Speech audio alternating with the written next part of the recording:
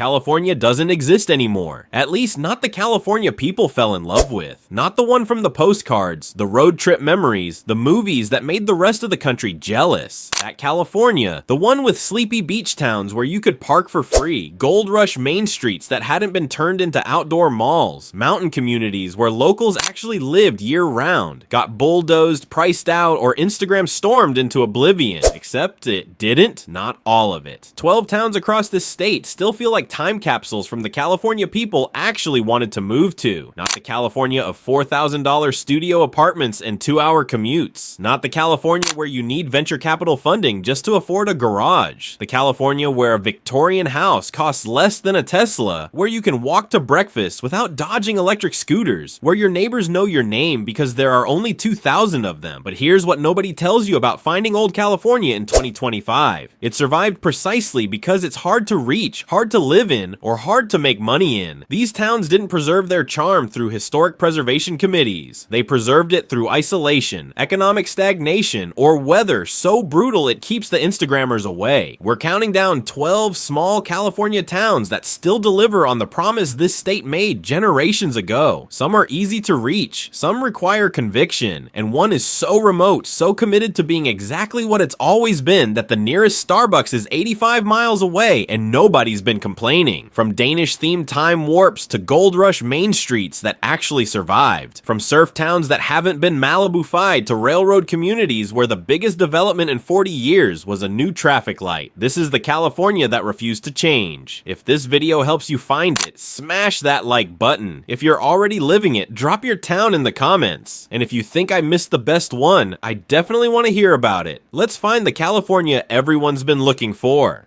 Number 12. Solvang, the quirky starter. We're starting this countdown in the Santa Ynez Valley, 2.5 hours north of Los Angeles, where California decided to cosplay as Denmark in 1911 and never stopped. Solvang is what happens when Danish immigrants build a town. Mid-century America turns it into a roadside attraction, and then everyone collectively agrees to just keep the bit going for 113 years. This is the easiest entry on our list because Solvang has something most small California towns lost decades ago. Tourist infrastructure that actually works. The Danish provincial architecture isn't authentic to anything except the fever dream of themed tourism, but that's exactly the point. This town committed to being a time capsule of 1950s Americana roadside culture, and it delivers that promise with windmills, bakeries, and horse-drawn streetcars. According to Zillow, the median home price in Solvang sits at $895,000 as of December 2024. That's not cheap. That's barely affordable even by California's deranged standards. But here's the pivot. You're not paying for Danish authenticity.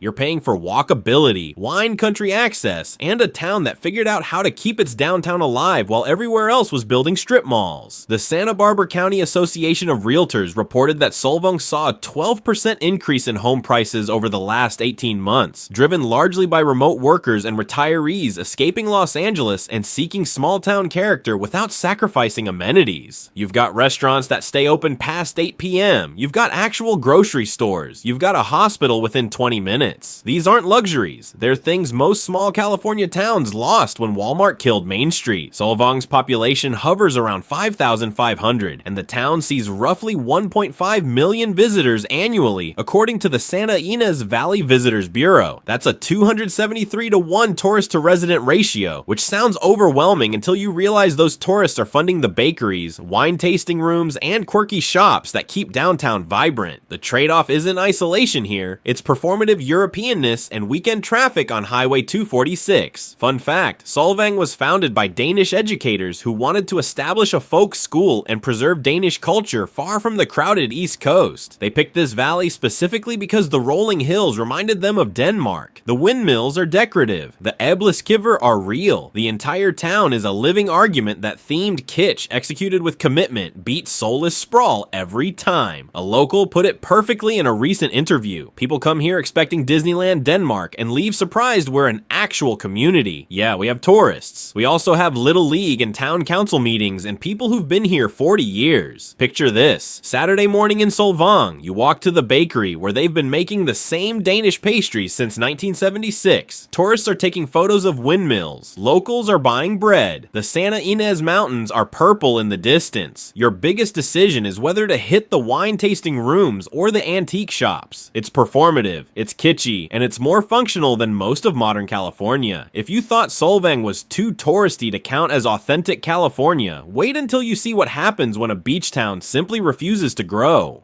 Number 11. Cayucos, the sleepy beach town. From Danish windmills, we're heading north up Highway 1 to a town that perfected the art of being overlooked. Cayucos sits on the central coast between the tourist circus of Morro Bay and the wine country glitz of Paso Robles, and it has somehow remained exactly what it was in 1875, a beach town with one pier, one main street, and absolutely no interest in becoming the next Carmel. Population, 2,592 according to the 2020 census. That number hasn't meaningfully changed in 40 years, which in California terms is basically a miracle. While every other coastal community was annexing land and approving condo developments, Cayucos looked at growth and said, "We're good." According to Redfin, the median home price in Cayucos is $734,000 as of late 2024. That's still insane by any rational standard. You're paying $750,000 to live in a town where the biggest employer is the combination antique shop and coffee house. But here's the reality check. Comparable coastal properties in Morro Bay run $850,000, and anything in Cambria starts at $950,000. Cayucos is expensive because it's one of the last undeveloped beaches on California's central coast, and everyone knows it. The San Luis Obispo Association of Realtors reported that Cayucos properties spend an average of 87 days on the market, significantly longer than the county average of 43 days. Translation: people want to live here, but the premium for sleepy beach town authenticity makes buyers think twice. You're not buying a house in Cayucos, you're buying a lifestyle that explicitly rejects the pace and pressure of modern California. The town's economy runs on exactly three things: tourism, retirees, and people who figured out remote work before the pandemic made it trendy. According to the California Employment Development Department, the largest employment sector is accommodation and food services, which is government speak for the businesses that serve people passing through. There's no tech industry here, no corporate headquarters. The Chamber of Commerce stopped meeting regularly because there wasn't enough business activity to discuss. What you get instead is a main street with antique stores, a legendary tavern that opened in 1906, fish and chip shops, and a general store that still sells actual hardware instead of just nautical themed home decor. The pier is free to walk on. The beach doesn't require a parking reservation. On weekdays in winter, you can have entire stretches of coastline to yourself. One local realtor told us off the record, Cayucos attracts two types of buyers: people who want to retire somewhere quiet and people who are running away from somewhere loud. We don't get a lot of families because there's one elementary school and the high school is in Morro Bay. This is an escape hatch, not a career move. The town's famous brown butter cookie company has a line out the door on summer weekends, which tells you everything about Cayucos. It's popular enough to sustain small businesses, not popular enough to need a second location. Scarcity and slowness are features, not bugs. Picture this: early morning in Cayucos, marine layer lifting off the pier. You smell coffee from the one good shop, hear surfers paddling out, watch pelicans dive bombing for breakfast. Your mortgage is $4,200 a month for a 1,100 square foot cottage 2 blocks from the beach. That's more than most people pay for luxury apartments in Phoenix, and you're getting a town that topped out at 2 traffic lights. The math doesn't make sense until you realize what you're actually buying: permission to opt out. And if Cayucos felt like California slowing down, our next stop is California that never sped up in the first place. Number 10. Nevada City, the Gold Rush charmer. We're leaving the coast and heading into the Sierra Nevada foothills, where California's most intact gold rush downtown has spent 175 years stubbornly refusing to burn down, flood out, or sell out. Nevada City is what happens when a mining boomtown strikes it rich, builds Victorian architecture to prove it, and then the gold runs out before anyone can tear it down for parking lots. This is Northern California at its most picturesque and most complicated. Population 3,152 according to the latest census estimates. The entire downtown is a National Historic Landmark District. Walking down Broad Street feels like someone colorized a daguerreotype. The buildings are that intact, that specific to 1856 to 1890, that visually committed to their era. Zillow reports the median home price in Nevada City at $658,000 as of December 2024, up 18% from 2 years ago. That's a staggering number for a town 3 hours from San Francisco Francisco with 0 major employers and a high school graduating class of 94 students. But the Nevada County Board of Realtors confirms it. Nevada City has become one of the most expensive small towns in Northern California, driven by Bay Area refugees, retirees cashing out equity, and an arts culture scene that punches way above the town's actual population. Here's what you're actually buying: 4 seasons, genuine Victorian architecture, a walkable downtown with independent bookstores and farm-to-table restaurants, and proximity to outdoor recreation that doesn't require fighting Tahoe traffic. The South Yuba River runs through town. Hiking trails start at the edge of residential neighborhoods. In winter, you can ski at Sugar Bowl in 90 minutes. In summer, you can swim in swimming holes that haven't been turned into Instagram photo ops. The trade-offs are real and getting worse. The Nevada County Economic Resource Council reported that the top employment sectors are healthcare, retail, and hospitality. In other words, service jobs that don't pay enough to afford the median home price. Most people who work in Nevada City live in Grass Valley, the larger and less expensive town 5 miles south. And then there's the fire reality. Nevada City sits in a wildland urban interface zone with a CAL fire hazard severity rating of very high. The town has been evacuated twice in the last decade for wildfires, and while the Victorian downtown survived, the psychological toll of packing your irreplaceable belongings every August is starting to show. Home insurance, when you can get it, runs $3,500 to $6,000 annually for fire coverage alone. A longtime resident put it bluntly in a community forum: "We're preserving history while wondering if history will still be here in 20 years. Every summer is Russian roulette with lightning strikes." But here's what Nevada City still delivers: a functional small town culture that supports local theater, multiple bookstores, weekly farmers markets, and a music scene that draws national touring acts to venues that hold 200 people. The Thursday night music series on Broad Street in summer feels like California actually kept its countercultural promise. Free concerts, local wine, everyone walking downtown because parking is impossible and nobody minds. Fun fact, Nevada City was originally named Deer Creek Dry Diggings before residents decided that sounded too much like a hangover and changed it to something more sophisticated. The town produced $10 million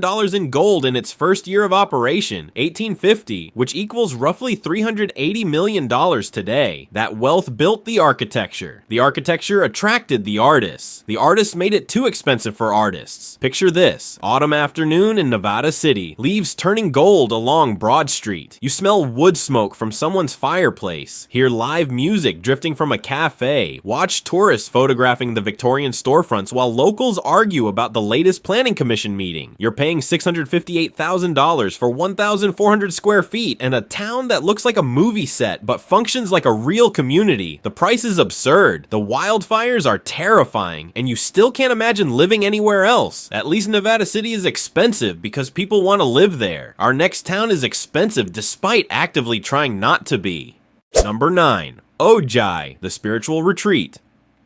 45 minutes inland from Ventura, tucked into a valley that swears it has mystical energy and might actually be right, sits Ojai, the California town that became famous for sunsets, spirituality, and orange groves, then got colonized by wellness influencers and celebrities pretending they're not celebrities. Population 7,637, but that number is misleading because Ojai has always been 2 towns occupying the same space: the old farming and arts community that's been here since the 1870s, and the retreat spa meditation chakra alignment economy that exploded in the 1980s and never stopped. Walking down Ojai Avenue, you'll pass feed stores that have been there 80 years next to crystal shops that opened last month. The median home price in Ojai is $1,089,000 according to December 2024 Zillow data. Read that again, $1,089,000 for a small town in Ventura County with 1 main street, 0 freeways, and a population smaller than a mid-sized high school. The Ojai Association of Realtors reported that prices increased 22% over the last 3 years, fueled by Los Angeles refugees willing to pay beachtown prices for Mountain Valley spirituality. Here's the fundamental contradiction: Ojai sells itself on simplicity, healing, and disconnection from materialistic culture, and it costs more per square foot than most of Orange County. The cheapest single-family home currently listed is $749,000 for 850 square feet. You're not buying a house. You're buying access to a vibe that's been monetized so successfully it priced out the people who created it. What you get for that price is genuinely special. The pink moment. When the Topa Topa Mountains turn rose gold at sunset is real and happens almost nightly. The orange groves still exist, though increasingly replaced by avocado orchards because the economics shifted. The Ojai Valley is a legitimate microclimate, sheltered from coastal fog and inland heat, producing what locals call perfect weather roughly 300 days a year. The Ventura County Economic Development Association reports Ojai's economy centers on tourism, hospitality, agriculture, and arts. Translation: you work in service industries, farming, or you're independently wealthy. The median household income is $71,000 according to census data. The median home price is $1,089,000. The math doesn't math, which means most people living here either bought decades ago, inherited property, or commute from Ventura while working in Ojai's resort economy. One local business owner said it perfectly. Ojai used to be where artists moved to escape LA. Now it's where LA moved to escape artists. We've got more Teslas than tractors, and the tractors are winning on charm. The spiritual component isn't entirely manufactured. The Chumash considered this valley sacred. Krishnamurti established an educational foundation here in 1969. The Ojai Music Festival has been running since 1947. There's a legitimate arts community producing work, not just selling essential oils to tourists. But that authenticity now costs $1.1 million to access, which feels cosmically ironic for a town built on rejecting materialism. The wildfire risk is significant. Ojai evacuated for the Thomas Fire in 2017, and the valley's geography makes it a natural chimney for fires moving downslope. CAL FIRE rates the area as very high severity. Insurance is increasingly difficult to obtain at any price. Picture this: Sunday morning in Ojai. You walk to the farmer's market where vendors sell organic kale to people wearing $400 yoga pants. The Topa Topa Mountains glow in morning light. You smell eucalyptus and expensive coffee. Someone's doing sound healing in Libby Park. Your 1,100 square foot bungalow costs more than a penthouse in Dallas. And you're convincing yourself the energy vortex makes it worth it. It might, but California's spiritual retreat capital has become a cautionary tale about what happens when everyone discovers your hidden gem. And if Ojai represented California's mystical side getting too expensive for mystics, our next town is what happens when Victorian preservation becomes a full-time job.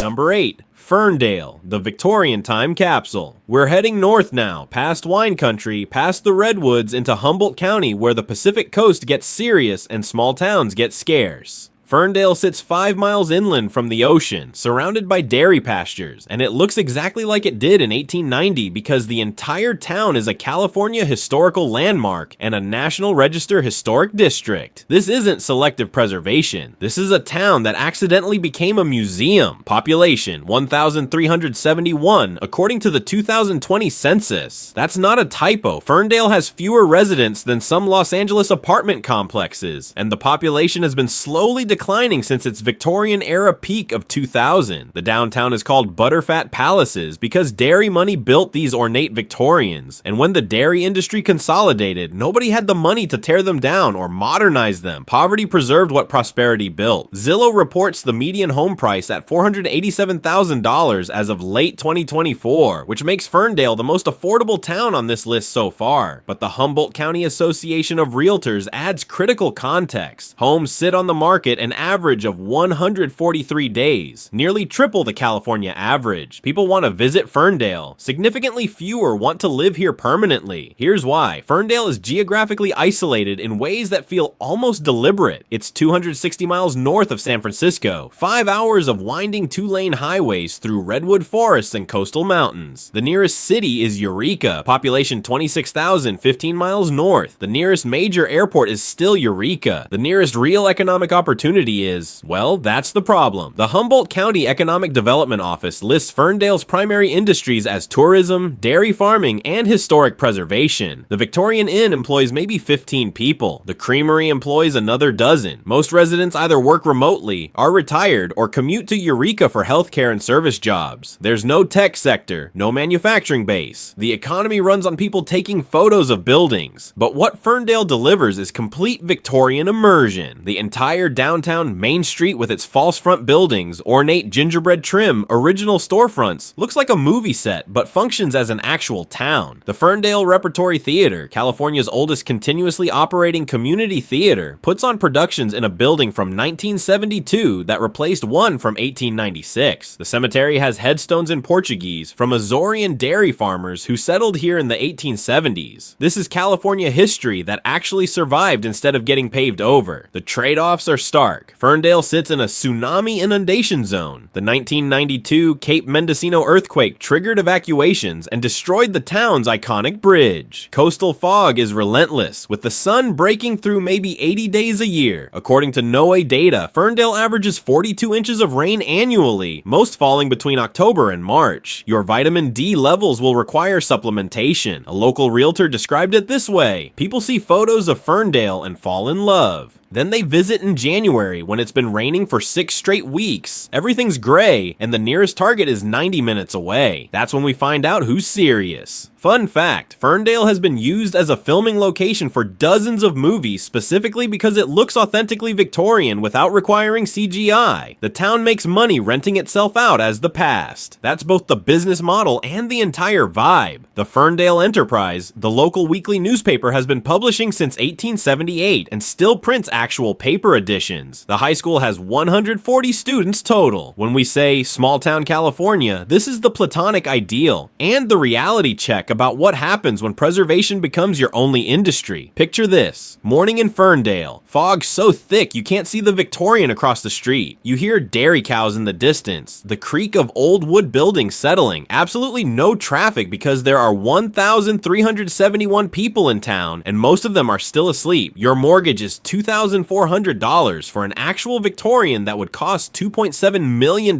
in San Francisco. You're surrounded by California history that refuses to disappear. And the nearest sushi restaurant is an hour away, assuming you don't mind gas station quality. At least Ferndale preserved its Victorians by accident. Our next town is actively fighting to stay small and losing. 7. Julian, the mountain apple town. We're jumping south now to San Diego County's only mountain town, where gold rush miners struck it rich in 1869. The gold ran out by 1906, and the locals pivoted to apple orchards with such commitment that Julian apple pie is now more famous than the town's mining history. Julian sits at 4,200 feet elevation in the Cuyamasa Mountains, 60 miles northeast of San Diego, and it has successfully monetized nostalgia better than almost anywhere in California. Population 1,502 according to the latest census data, but that number is deceptive because Julian swells to 10,000 plus on autumn weekends when San Diego residents make the pilgrimage for apple pie, cider, and the aggressive performance of small town quaintness. Main Street has more pie shops per capita than anywhere else in California, which is either charming or a commentary on economic monoculture, depending on your perspective. The median home price in Julian is $625,000 according to Zillow's December 2024 data, a number that seems reasonable until you realize what you're getting. Often 1,000 square feet or less, wildfire evacuation zone, limited year-round employment, and a town where the entire economy shuts down after Thanksgiving until spring. The San Diego Association of Realtors reported that Julian prices increased 31% since 2020, driven by San Diego remote workers seeking 4 seasons and mountain views. Here's the fundamental tension. Julian markets itself as a sleepy mountain getaway, frozen in the 1870s. It's also a tourism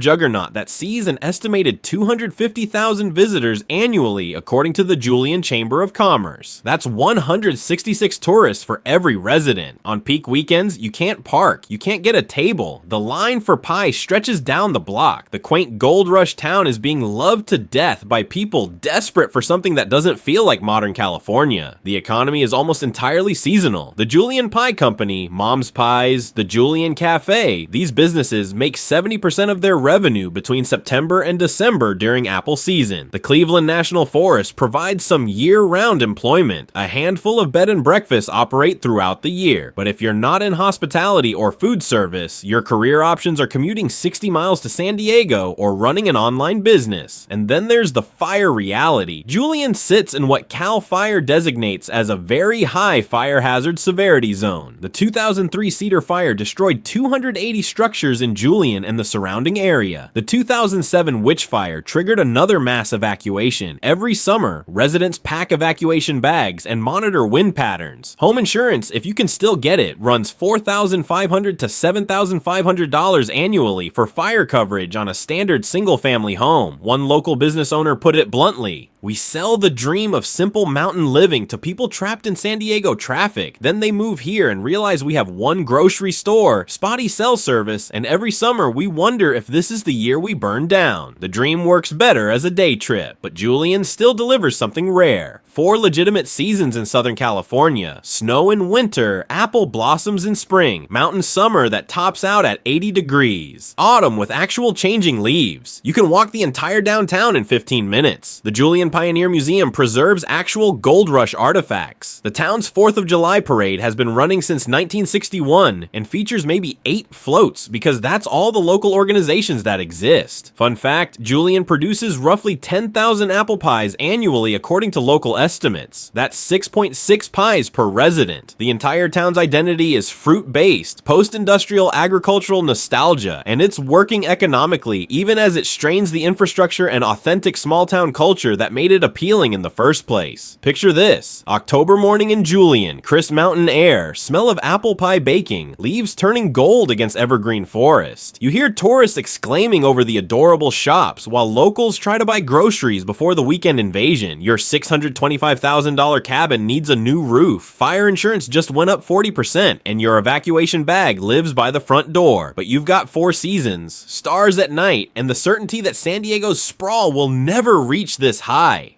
The trade-offs are real, the charm is real. The question is, which one matters more? And if Julian was struggling with too much seasonal tourism, our next town is struggling with what happens after the industry that built it moves on. But here's what Fort Bragg still delivers that almost nowhere else does: unpretentious coastal living. You can walk to the beach without reservations or parking fees. The breweries are good. The seafood is fresh and local, not imported and inflated. The community still functions. The high school football games draw crowds. The Saturday farmers market is vegetables, not performance art. People know their neighbors because there are only 7,000 of you. Fun fact, Fort Bragg was named after Civil War officer Braxton Bragg, a Confederate general, a historical artifact the town has been quietly reconsidering. The name stuck because the U.S. Army built a fort here in 1857 during conflicts with local Native American tribes. The fort's gone. The timber industry's gone. What remains is a California coastal town trying to figure out its third act. Picture this: morning in Fort Bragg. Marine layer so thick the headlands disappear. You smell salt air and coffee from the one good roaster. You hear sea lions barking from the harbor, foghorns in the distance. The occasional logging truck rumbling through downtown, a sound that used to be constant and is now almost extinct. Your $542,000 house is 3 blocks from the ocean. That's more than most people pay for inland properties, and you're getting fog 127 days a year. But you're also getting the last working class beach town in California, and that's a vanishing species worth preserving. At least Fort Bragg is trying to reinvent itself. Our next town looked at reinvention and decided staying exactly the same was the better bet.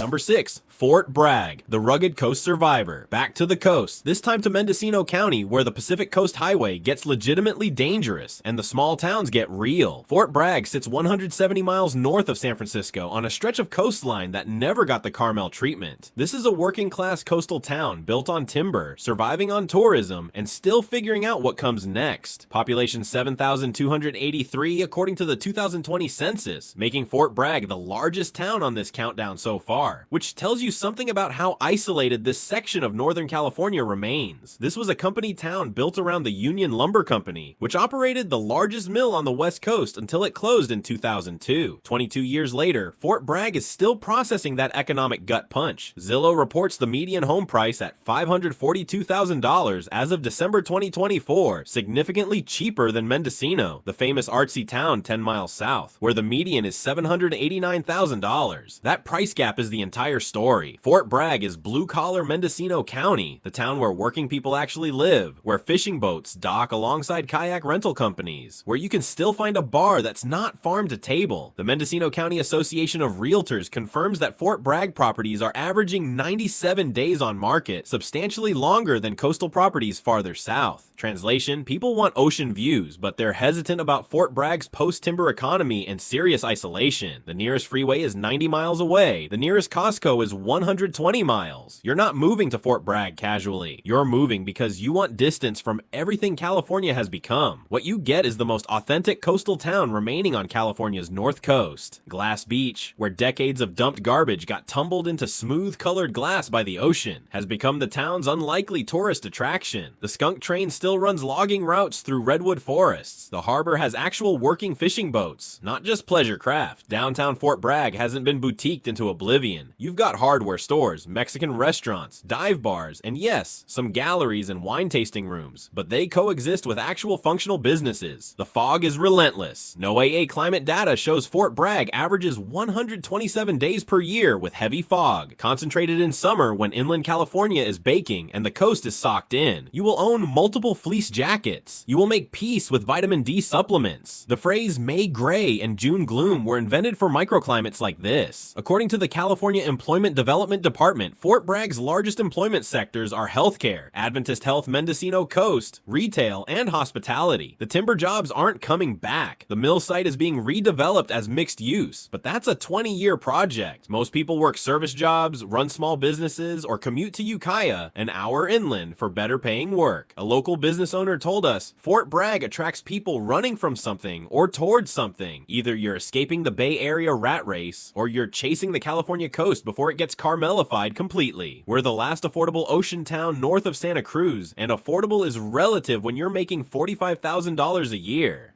Number 5. Grass Valley, the blue-collar gold country. 5 miles south of Nevada City, connected by a twisting 2-lane road through pine forest, sits Grass Valley, Nevada City's larger, grittier, more affordable sibling. If Nevada City is the gold rush town that became an arts colony, Grass Valley is the gold rush town that stayed a working town. Same history, same gold veins, completely different present. Population 13,891, according to the latest census estimates, making Grass Valley the largest town in Nevada County and roughly 4 times bigger than Nevada City. That size difference matters because Grass Valley kept things Nevada City lost. Manufacturing jobs, chain stores, hospital infrastructure, and housing working people can theoretically afford. The median home price in Grass Valley is $518,000 according to December 2024 Zillow data. That's $140,000 cheaper than Nevada City for essentially the same location, same climate, same proximity to outdoor recreation. The Nevada County Association of Realtors explains the gap. Grass Valley lacks the Victorian Instagram appeal. The downtown is less curated, more functional. You've got auto parts stores next to antique shops, a working class bar culture, and residential neighborhoods that prioritize housing over historic preservation. What Grass Valley preserved is more valuable than Victorian architecture. It preserved a functional economy. The town is home to Sierra Nevada Memorial Hospital, the county's largest employer with over 700 staff. The Nevada County Fairgrounds hosts events year-round. Grass Valley has light manufacturing, a still operating hardware store, and a Lowe's. Amenities that sound boring until you live in a small town without them and realize how much you need them. The California Employment Development Department reports Nevada County's unemployment rate at 4.2% as of late 2024, with most jobs concentrated in Grass Valley. The median household income is $61,400 according to census data. That's substantially below the state median, but it's also more aligned with actual housing costs than Nevada City's economy, where the median income is $68,000 and median home price is $140,000 higher. Here's the trade-off. Grass Valley is less charming. Downtown has been trying to revitalize for 20 years with mixed success. Mill Street has breweries and restaurants, but it also has vacant storefronts and parking lots. The town doesn't photograph as well. It doesn't get featured in top 10 quaint California towns listicles. It's the place people live while working working in Nevada City or commuting to Sacramento. But that lack of tourist appeal is exactly what keeps Grass Valley functional. According to the Grass Valley Chamber of Commerce, the town's economy is diversified across healthcare, retail, light manufacturing, and services. It's not dependent on people taking photos of buildings. It's not one bad fire season away from economic collapse. It's just a town, a gold rush town that found life after gold without becoming a museum. The wildfire risk is identical to Nevada City. Same forest, same CAL FIRE hazard rating, same anxiety every summer. The insurance crisis hits just as hard. But Grass Valley's larger size means better fire department resources, more evacuation routes, and a community that's dealt with industrial risk for 170 years. A local realtor described the dynamic this way. People move to Nevada City for charm and leave for Grass Valley when they need an emergency room at 2 a.m. or want to buy lumber without driving 40 minutes. We're the town that kept the boring stuff working while everyone else was becoming precious. Fun fact, Grass Valley's Empire Mine produced 5.8 million ounces of gold between 1850 and 1956, making it one of the richest gold mines in California history. The mine is now a state historic park where you can tour 367 miles of underground tunnels, the gold-financed Victorian mansions, and downtown banks. What remains is a working town that remembers its industrial roots instead of performing nostalgia for tourists. The downtown hosts Thursday night summer concerts that draw actual locals, not just tourists. The Nevada County Fairgrounds brings in demolition derbies and country music acts. This is California that never went artisanal, never got discovered by lifestyle bloggers, and consequently never became unaffordable for the people who work there. Picture this, Saturday in Grass Valley. You're at the farmer's market that's vegetables and eggs, not $12 heirloom tomatoes and chakra readings. You smell pine trees and coffee from the Dutch Bros that Nevada City refuses to allow. Your $518,000 house is 1,600 square feet, built in 2004 with central heat that actually works. It's not Victorian, it's not on Instagram, it's not even particularly charming, but it's California where working people still live, and that's becoming rarer than gold. And if Grass Valley was the practical choice, our next town is what happens when you choose aspiration over practicality and somehow make it work.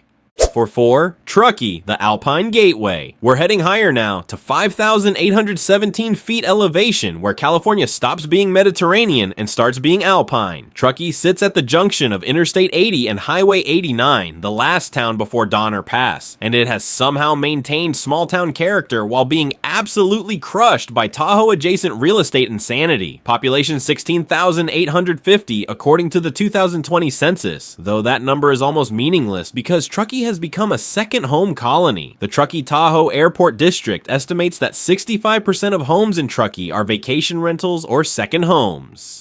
2/3. You're not moving to a town of 16,850, you're moving to a town of maybe 5,500 full-time residents surrounded by 11,000 ghost houses occupied 40 days a year. The median home price in Truckee is $1,247,000 according to December 2024 Zillow data. That's not a typo. $1.2 million for a mountain town 3 hours from San Francisco where it snows 6 months a year and the average high in January is 38 degrees.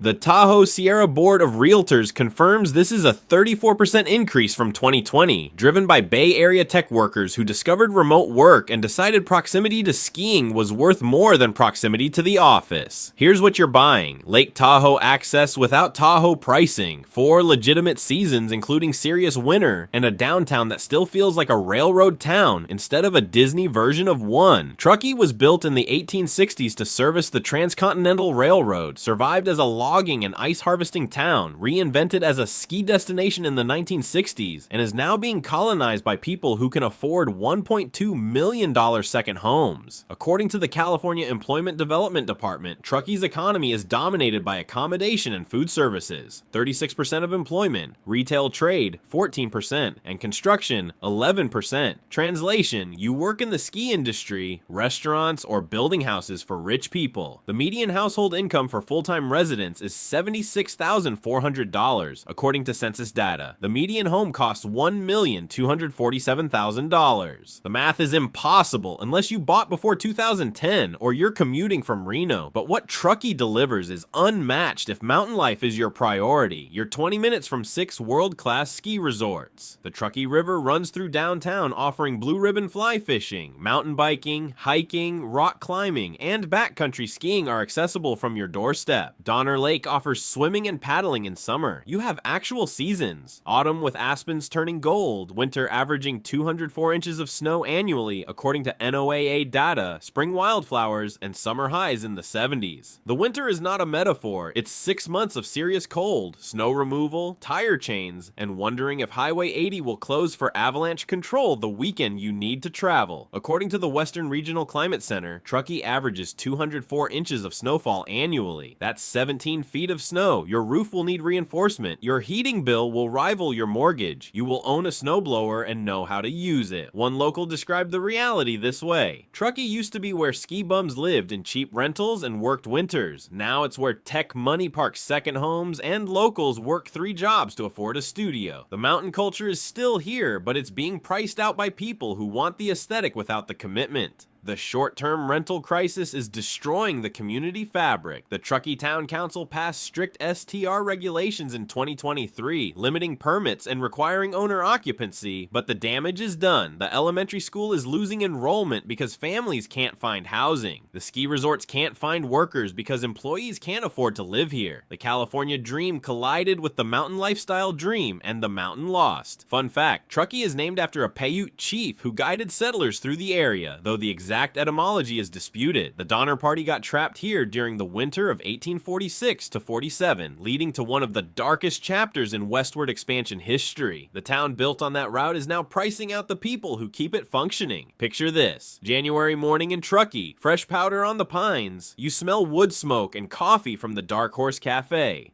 You hear snow plows rumbling down Donner Pass Road, ski racks being loaded, someone's Subaru refusing to start because it's 12 degrees. Your $1.2 million condo is 1,100 square feet, and your neighbor from San Jose shows up 6 weekends a year. The skiing is world class. The community is disappearing. You're living the California alpine dream in a town that can't afford its own workers. At least Truckee has infrastructure and ski resort jobs. Our next town has mountains and existential questions.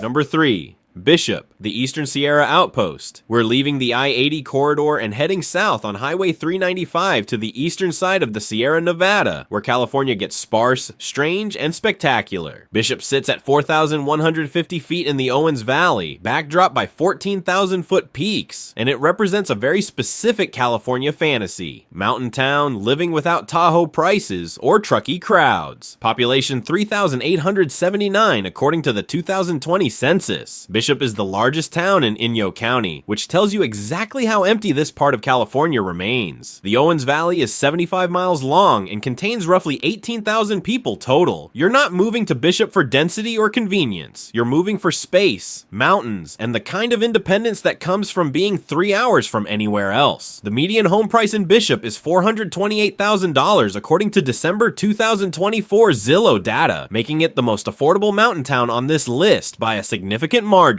But the Inyo County Association of Realtors adds context. Homes sit on market an average of 118 days because buyers struggle with Bishop's fundamental isolation. The nearest city is Reno, 180 miles north. Los Angeles is 250 miles south, 5 hours on a 2-lane highway through desert and mountains. You're buying affordability in exchange for remoteness. Here's what Bishop delivers: legitimate outdoor recreation culture. The town is ground zero for rock climbing, the Buttermilks, Owens River Gorge, and hundreds of boulder problems that draw climbers from around the world. Skiing at Mammoth Mountain is 40 miles north. The John Muir Trail starts in the Bishop backcountry. Hot springs, fishing, backpacking, mountaineering. If your identity revolves around mountain sports, Bishop is purpose-built for you. The California Employment Development Department reports Inyo County's primary industries as government, 34% of employment, retail, trade, and hospitality. The largest employer is the County of Inyo itself. There's no tech sector, no manufacturing base, minimal corporate presence. You work for the county, run a small business serving outdoor enthusiasts, or you figured out remote work before it was trendy. The Owens Valley has a complicated history with water. Los Angeles bought up water rights in the early 1900s and diverted the Owens River to supply the LA Aqueduct, a resource grab that devastated the valley's agricultural economy and remains a source of bitterness. The valley is literally drier today because Los Angeles needed to grow. That history shapes local politics and the deep skepticism of outsiders. According to NOAA climate data, Bishop sits in a high desert with extreme temperature swings. Summer highs average 96 degrees. Winter lows drop to 26 degrees. Annual precipitation is 5.5 inches. You're in a desert surrounded by mountains that hold all the water. Wind is constant, dust storms are common, and the phrase high desert means UV exposure that will age your skin faster than coastal California. One local climber described Bishop perfectly. It's not for everyone. It's isolated. The wind is relentless, and if you don't ski or climb or fish, you'll be bored in 6 months. But if you want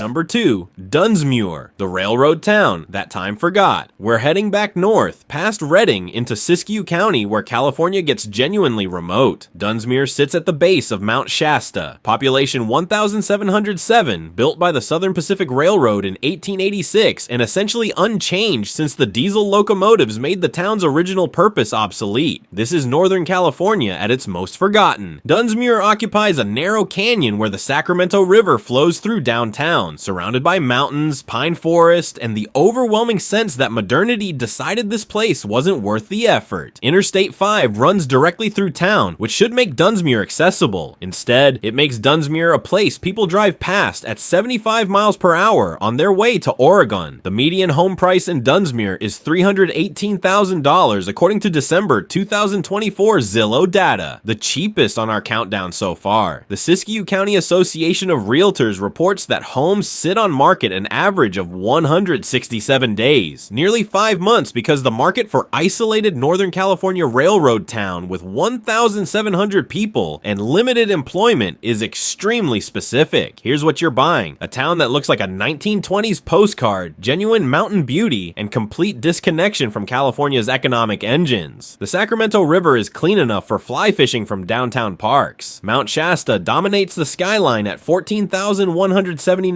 feet. The historic downtown has buildings from the railroad boom era, craft breweries, and a stunning lack of chain stores because corporations don't bother with markets this small. According to the California Employment Development Department, Siskiyou County has an unemployment rate of 5.8%, above the state average, with primary employment in healthcare, retail, and government. Dunsmuir specifically relies on tourism. People visiting Mount Shasta stop for gas and food. The railroad, BNSF, still runs freight through town, and retirees spending pensions. If you're working age and need employment, you're either remote or commuting to Redding, 60 miles south, or Eureka, 50 miles north. The winters are real. NOAA climate data shows Dunsmuir averages 57 inches of snow annually, with January lows around 26 degrees. The town sits in a canyon that becomes a wind tunnel. The Sacramento River can flood after major storms. The railroad tracks that built this town also bisect it, creating literal wrong side of the tracks geography. But Dunsmuir has something increasingly rare: authenticity without performance. The breweries are good because locals drink there, not because they're designed for Instagram. The Dunsmuir City Park has mineral springs that feed public fountains. You can fill water bottles for free with actual mountain spring water. The town still has a vintage soda fountain. These aren't reconstructed nostalgia. They're things that never closed. A local business owner described the dynamic of people move to Dunsmuir because they want out of cities, out of traffic, out of the rat race. Then they realize out means isolated, and isolated means limited jobs, limited healthcare, limited everything. The people who stay are either retired, self-employed, or have made peace with driving an hour for basic services. The Kantara Loop toxic spill in 1991 killed all aquatic life in the Sacramento River for 45 miles downstream when a Southern Pacific train derailed. The river has recovered, the fish are back, but the incident revealed how fragile small-town economies are when their primary asset, in this case, pristine river water, gets destroyed by corporate negligence. Fun fact, Dunsmuir was originally called Pusher, named after the helper locomotives that pushed trains up the steep grade toward Mount Shasta. The name changed in 1886 when a Canadian coal baron named Alexander Dunsmuir offered to build the town a fountain if they renamed it after him. The fountain still flows in Dunsmuir City Park. The town traded its honest name for a rich guy's vanity project, which feels very California despite being 150 years old. Arc 1. Lone Pine, the ultimate Old West survivor. At the end of this countdown, 212 miles north of Los Angeles on Highway 395 sits Lone Pine, population 2,035, elevation 3,727 feet, and the most cinematically California town that most Californians have never visited. This is where hundreds of Western movies were filmed. This is where the Alabama hills meet the Sierra Nevada. This is what's left when gold runs out, water gets stolen, and the only industry remaining is landscape so dramatic it sells itself. Lone Pine exists in the Owens Valley, backdropped by Mount Whitney, 14,505 feet, highest point in the contiguous United States, to the west, and the Inyo Mountains to the east. The Alabama Hills, rounded granite formations where John Wayne, Clint Eastwood, and generations of Hollywood crews filmed westerns, sit immediately west of town. Lone Pine is literally the landscape America imagined when it invented the western genre. The median home price in Lone Pine is $374,000 according to December 2024 Zillow data. That's affordable by California standards and expensive by town of 2,000 people in the high desert standards. The Inyo County Association of Realtors reports homes spend an average of 134 days on market because buyers struggle with Lone Pine's fundamental reality: extreme isolation, limited economy, and climate that swings from brutal heat to serious cold. Here's the situation. Lone Pine is 212 miles from Los Angeles, 3.5 hours if traffic cooperates. The nearest city of any size is Bishop, 60 miles north. Ridgecrest is 80 miles south. Reno is 280 miles north. You're not close to anywhere. The town has one grocery store, Joseph's Market, one hospital, Southern Inyo Hospital, a 16-bed critical access facility, and one high school that graduates maybe 30 students annually. According to the California Employment Development Department, Inyo County's economy centers on government, tourism, and retail. Lone Pine specifically relies on through traffic to Death Valley and Mount Whitney, film location fees when productions still shoot here, and retirees living on fixed incomes. The median household income is $48,200 according to census data. That's well below state median, but it's also more aligned with actual costs than coastal California, where the income to housing gap is impossible. The climate is high desert extreme. NOAA data shows summer highs averaging 98 degrees, winter lows dropping to 28 degrees. Annual precipitation is 5.2 inches. Wind is constant. The Owens Valley acts as a natural wind tunnel between mountain ranges. Dust storms are frequent enough that locals don't comment on them. Your skin will age faster here. Your water bill will be higher than expected because desert. But what Lone Pine delivers is space and landscape on a scale that feels mythological. The Alabama Hills offer hiking, climbing, and photography opportunities steps from town. Mount Whitney Trailhead is 13 miles west. You can summit the highest peak in the lower 48 from here. The Owens River, what's left of it after LA took most of the water, runs nearby. The night sky is spectacular because there's no light pollution for 60 miles in any direction. The Museum of Western Film History downtown documents over 400 movies and TV shows filmed in the Alabama Hills and surrounding area. Gunga Din, How the West Was Won, Tremors, Iron Man, Django Unchained, Gladiator, the list is staggering. Hollywood used Lone Pine to sell America a version of the West that never quite existed, and the town is now living in the aftermath of that manufactured nostalgia. One longtime resident described it this way: Lone Pine is for people who need space more than they need conveniences. We've got mountains, sky, and a community small enough that everyone knows everyone. We also have wind, isolation, and the reality that Los Angeles stole our water a century ago and we're still dealing with the consequences. If you can handle the trade-offs, this is the California nobody can take from you. The water history haunts everything. The Los Angeles Aqueduct diverted the Owens River starting in 1960 1913, devastating the valley's agriculture and creating Owens Lake dust storms that produced the worst particulate pollution in America. The valley is literally drier, dustier, and poorer because Los Angeles needed to grow. That historical grievance shapes local politics and the deep independence streak that defines Owens Valley residents. Fun fact, Lone Pine was the first town in California to have all its streets paved, accomplished in 1917 with locally quarried granite. The town that Hollywood used to represent the untamed frontier had paved streets before most of California. The irony is perfect. The West everyone imagined was already being modernized while the cameras were rolling. The town has basic amenities: grocery store, hardware store, gas stations, diners serving massive portions to through hikers on the Pacific Crest Trail. The Alabama Hills Cafe has been serving breakfast since the 1940s. The Dow Hotel opened in 1922 and still operates. These aren't reconstructed for tourists. They survived because they were too remote to be worth replacing. Picture this: dawn in Lone Pine, Mount Whitney turning pink with alpenglow. You smell sagebrush and dust and coffee from the Alabama Hills Cafe. You hear wind rattling through town, a distant truck on 395, absolutely nothing else because the nearest stoplight is 60 miles away.